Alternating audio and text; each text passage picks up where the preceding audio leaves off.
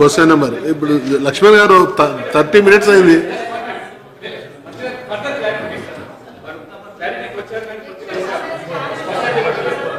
మళ్ళీ మిగతా వల్ల మా బిజినెస్ అయితే లేదు అనేటువంటి. అధ్యక్ష, మంత్రి గారు చెప్పినట్టుగా ఏపీపీఎస్సీ నోటిఫికేషన్ అయితే చెప్పారో ఏపీపీఎస్సీఏ ఆర్టీఐ ద్వారా ఇచ్చిన సమాచారం కూడా నేను వారికి పంపించాను. అది ఇది జోనల్ కేటగిరీ కిందనే దీని మీద నోటిఫై చేశామని స్వయంగా ఏపీపీఎస్సీ ఇచ్చింది. దాన్ని దయచేసి మీరు పరిగణలోకి తీసుకోండి. లేనట్లయితే ఎందుకంటే ఏ జిల్లా రిక్రూట్మెంట్ అయినా మంత్రి గారు చెప్పాలి, ఇప్పటి వరకు ప్రిలిమ్స్ కండక్ట్ చేసి మెయిన్స్ కండక్ట్ చేసి ఇంటర్వ్యూ చేసి డిఎస్సి నిర్వహించారా అధ్యక్ష? ఇది చాలా కేటగిరికల్గా ఇది జోనల్ కేటగిరీ కిందనే పరిగణన తీసుకొని ప్రిలిమ్స్ చేశారు, మెయిన్స్ చేశారు, ఇంటర్వ్యూ ద్వారా ఇవన్నీ జరిగిన తర్వాత రిక్రూట్ అయినారు. కాబట్టి ఇప్పటికైనా వాస్తవ విషయాలను దృష్టిలో పెట్టుకొని మంత్రి గారు దయచేసి వారికి న్యాయం చేయండి. ఇతరత్ర ఎందుకంటే 18 సంవత్సరాలుగా స్కూల్ అసిస్టెంట్ కింద కొనసాగుతారు గవర్నమెంట్ స్కూల్స్లో.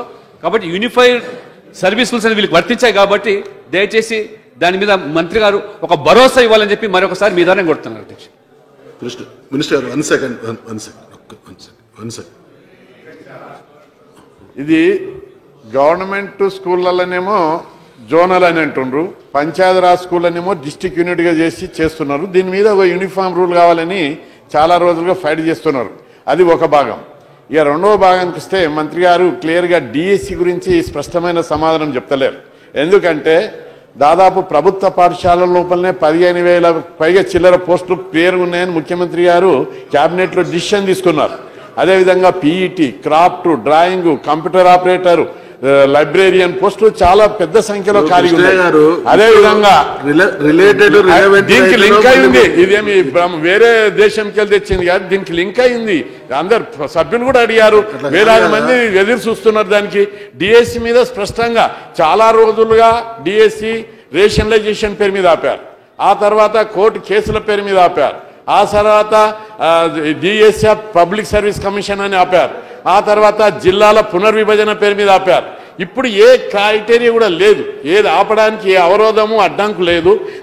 ఇప్పుడు రేపు ఇంటింటికి నీరు ఈ రోజు కాకపోతే రేపు ఇవ్వచ్చు, ఇంకో పథకం ఈ పొద్దు కాకపోతే రేపు ఇవ్వచ్చు. కానీ ఈ రోజు పేద పిల్లలు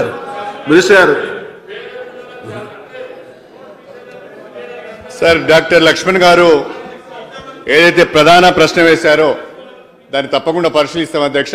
అవసరం అనుకుంటే నేను మా అధికారులను డాక్టర్ లక్ష్మణ్ గారిని కూడా నా ఛాంబర్కు పిలిపించుకొని దానిపైన డిస్కస్ చేసి న్యాయం చేసే ప్రయత్నం తప్పకుండా చేస్తాం. అన్యాయం చేయాలనే ఆలోచన ప్రభుత్వానికి లేదు.